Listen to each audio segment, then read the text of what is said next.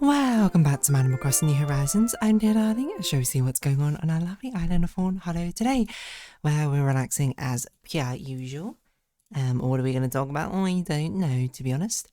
That is yet to be discovered. One might say, one might ask, one might inquire, one might know.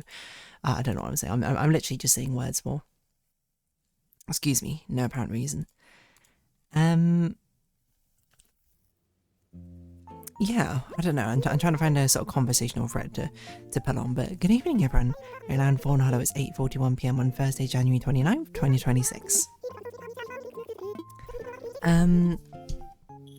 Yeah, I'm not sure what to talk about. So I'm sort of like just like looking around my room right now, being like, what is there? What is there like of something of note? What's in my inventory? Apparently not a lot. Don't worry, I'm searching for something. I'm trying to figure out. I'm looking, I'm thinking, I'm searching in memory banks of something which I was like, this is something interesting to. I should really like make notes of things which are interesting to talk about, and then like bring them up again. It's like a selective memory sort of thing. A selective hearing.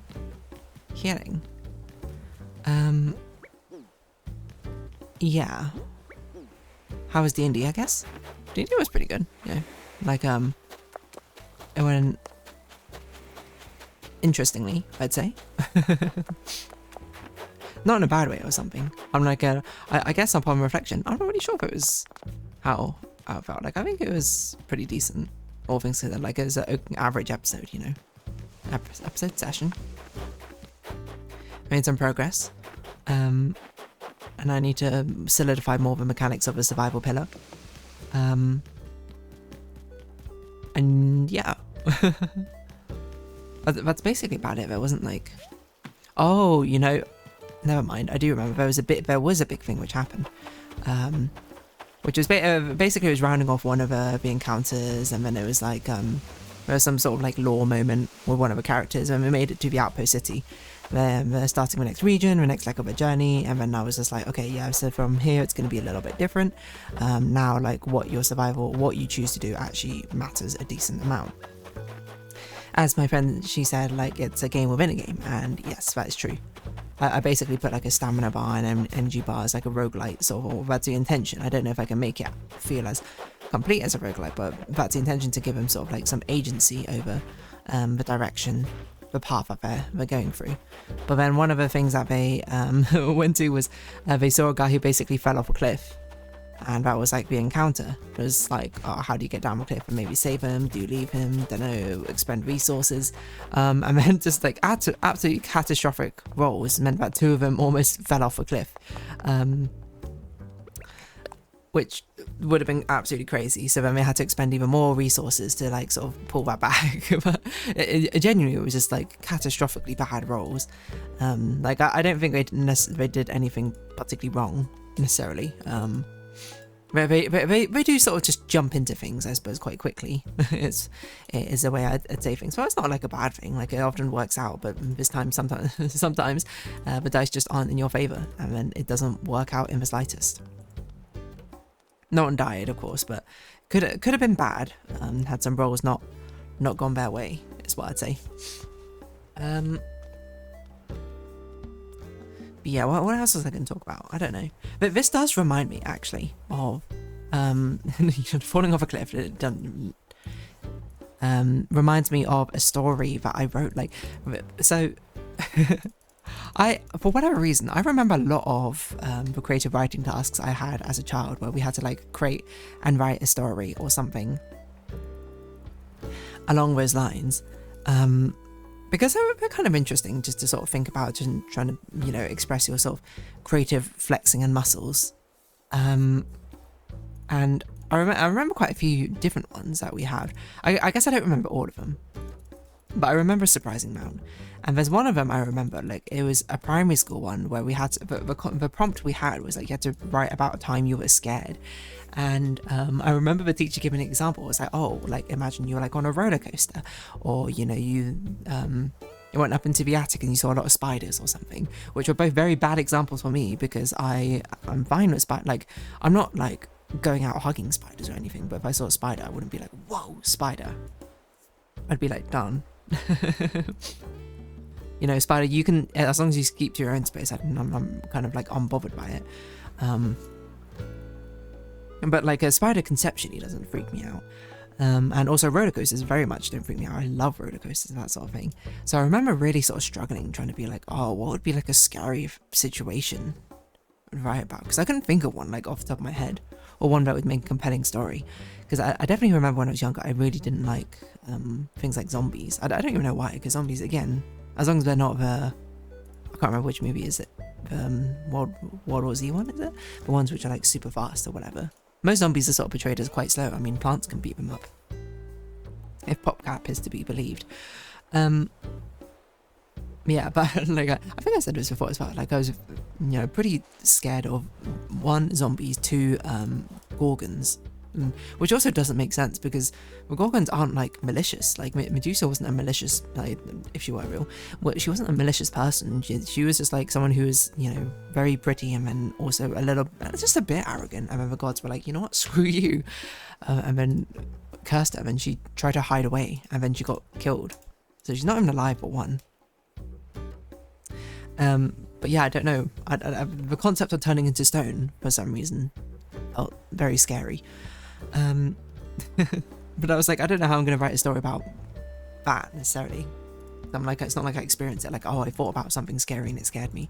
So for whatever reason, the story, like, because I had recently gone to, I don't even know, on holiday with somewhere in the UK with my family, and we went on some like nice sort of like beachside cliff walks or something.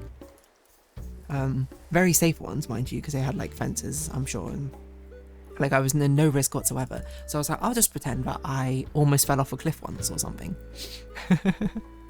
And I can't remember exactly how the story goes, but I remember like looking out to the side. I remember cliff like gave way underneath me, but my father managed to grab my arm in time, and my entire family pulled me back up, and that was my scariest moment. Which, you know, it's very interesting because like as a child, obviously you don't really think about the connotations, the implications, or really, like I said this before, like the effect of things, or at least for me personally, didn't really sink in. You know, like a child me describing that story, you know, if it were like a true story, that would be a crazy, probably, you know, traumatic thing to happen. But, you know, me as a child writing it being like, oh, that's not a big deal. Even though now conceptually I understand it, like I'd put it that like back then I knew it was like a scary thing to happen, but I guess like it didn't sink into my brain like how scary that would actually be in real life. So I think the story ended with just like me laughing with my family or something. And we're just like, whoa, that was a crazy thing that just happened. Which is sort of like, it feels like sitcom level, sort of just sort of like moving on. Which is kind of funny to think about, IMO.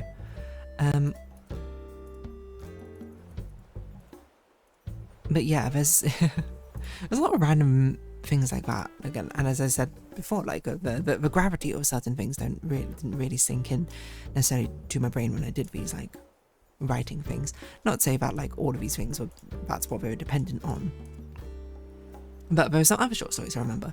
One of them I remember was, it was meant to be like a longer form. No, I think it was a mystery story, that was it. And then I remember I started writing about someone who got sucked into like a video game, essentially, mainly because I was addicted to playing Mario Party back in the day. So I was like, oh, you know, they got pulled into a game of Mario Party, how do they get out?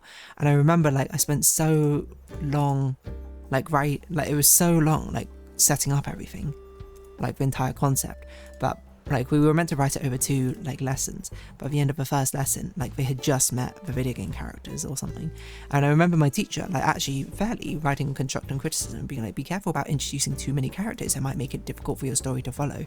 And then I thought about it when I saw that, and like the next day when we continued on writing the story, I was like, you know, I'm gonna completely scrap the story, I'm gonna write a different story.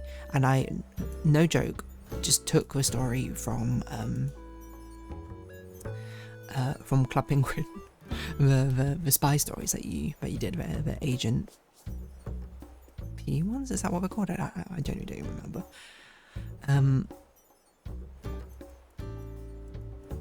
But it's like, I think it's the first story mission you do where it's like the case of a missing coins or something. They go into a bank vault, but like all the riches, all the coins in here have disappeared. Where have they gone?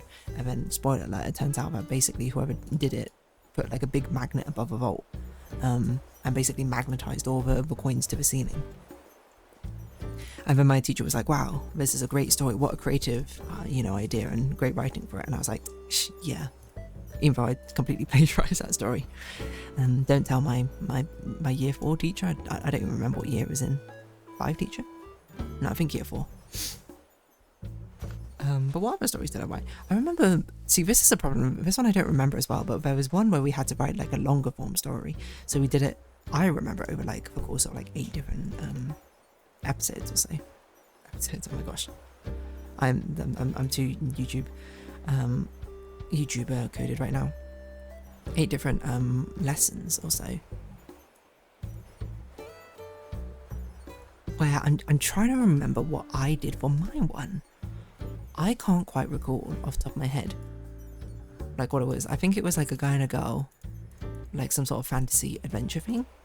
But I don't know where I was going with it or what I had in my mind when I was writing it necessarily.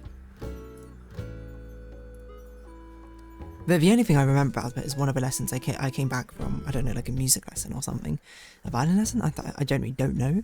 And then I remember all everyone was sitting in like different seats that were all shuffled around, and I was like, whoa, this is crazy. So I sat next to, I'm not going to say her name, like not Doctor, I guess, or whatever. But she was one of my friends. And I was just like, whoa, crazy, isn't it? It was like such a non-story, but for whatever reason I remember it.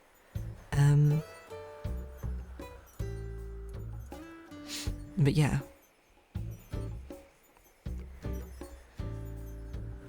What am I going about? I don't really know. I just kind of remember that story. Or writing it, so to speak. Can I think of other ones? There's some I remember from secondary school, because I remember for English language you had to do these creative writings. And some of them were pretty interesting. Like I said this one before, I think. Like English lit, we had like a section on poetry which we had to do, and the poetry that we specifically did was poetry about conflict. I remember like we basically took a poem each lesson just to sort of read through and analyse them. There were a lot of good poems in there. There was like Charge of a Light Brigade. There was Out of the Blue, which is a pretty crazy one. Belfast Confetti, Come On Come Back. Falling Leaves, is that what it's called? And my favourite one, Hawk Roosting, I think. Is that what it's called? Which was basically a hawk talking about just how damn awesome this hawk it thought itself was. It's like, look at me gazing upon this jungle below. I truly am the apex of like all things or something. And I don't know, I kind of loved it, to be honest. So one of our creative writing tasks, we had to write an essay based off one of the books, one of the poetry collection poems, and I chose Hawk Roosting. And I was like, well, I mean, this is the hawk talking about how great everything is. What if we did one where the hawk was, it was the opposite, like a downfall, essentially. Instead of a hawk rising, it's a hawk plummeting. I mean, I wrote it about like a I don't know, like a divorced bird or something. Just like missing someone. I don't know. I remember using very poetic language or something. Something with a fractured... I wish I remembered the phrasing I used, but it was something about the fractured sunset. Something about the fractured sunset reflecting the pieces of a heart which no longer existed for me or something. Something along those lines. I don't know. You had more time to write it, and you can actually like prep it and plan it and everything. So I don't quite recall off the top of my head. But that one sticks in my mind. I wonder what other poems there were. Maybe I can find it.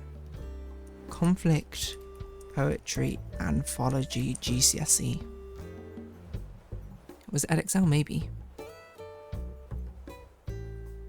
A Poison Tree, I don't remember. Belfast Confetti, yes. Cousin Kate, Exposure, Half-Cast, no problem. Poppies, I think, was one of them.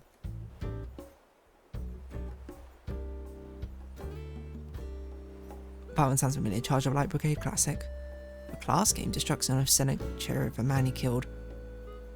A Prelude, War Photographer, what were they like? I don't remember any of those. I think we did. Oh, hold on. Poetry and Conflict, was it this one? I don't know, I guess I'd have to do my exact year. Oh, Bayonet Charge, that was another one.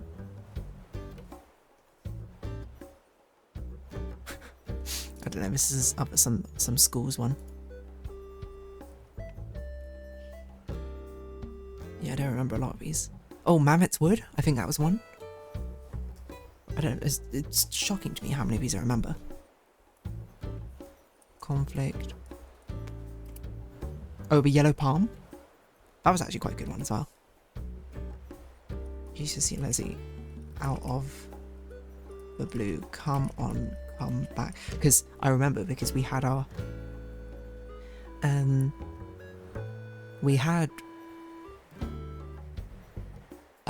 the exam, basically they give you 2 poems and you had to write a poem. You had to write an essay about one of them. And then I remember our class, for whatever reason, I don't know why our teacher did this, but I think every class did it where they didn't teach one of the poems they didn't think would be on the exam. You know, and it's placing a bet or something. But for whatever reason, our teacher chose not to teach us 2 of the poems, one being Out the Blue, the other being Come On, Come Back. I'm not sure why, necessarily, she did this. Maybe, like, Recollecting didn't work out, it just ran out of time, who knows, but I remember thinking it was very strange every time because these 2 poems hadn't appeared on the exams for years or something, so there was a decent chance that these 2 poems, one of them will probably be chosen, and lo and behold, English GCSE, day of the exam, both of those poems were the 2 options on the exam, which essentially meant that I was actually completely fine because I studied those poems outside of class myself. Because other classes did them, so I, took their notes and analysed it myself, and I'll be honest, I did perfectly fine at analysing poetry. So I was completely fine, but there was a lot of people in our class who had never read these poems before and had to analyse them for the first time, almost as if it was an unseen poem section.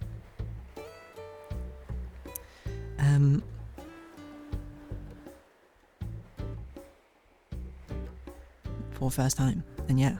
I don't know why I remember that, because it was crazy, because we did technically do Out of Blue, but it was on the last day, or whatever. She gave us a handout, basically being like, this is something talking about Out of Blue, and I was like, okay, because it was like they gave you 2, and you had to write how the themes of something presented in one of these poems, and then I think you had to also answer the next part, you had to compare or contrast one of these 2 poems to, oh no, maybe that was it, maybe it gives you 2 options, you had to choose one of the poems and then compare it to any other poem in the book. And I think I did, I don't know why I remember this, because I was going to do Out of the Blue and Yellow Palm, but then I was like, no, because some of the poems have a reputation for being a harder poem to analyse, and thus becomes more impressive if you do manage to do it. So I was like, I got to live up to that reputation. And one of them was Belfast Confetti, what I remember was meant to be the most difficult poem in that anthology to analyse. So I was like, I'll do that one. I did Out of the Blue and Belfast Confetti. And then I also vaguely remember the unseen poem, which it was basically about someone losing their mother and not understanding why their father kept doing things as if the mother was still here. And then at the end of the poem, it turns out that he lost his father eventually, and he found himself doing the same sort of repetitive patterns as if he was still here. That's what I remember. But yeah, I don't know what else I was going to talk about, creative writing in primary school. So yeah, don't write about Mario Party, write about Club Penguin. That's the moral of this story.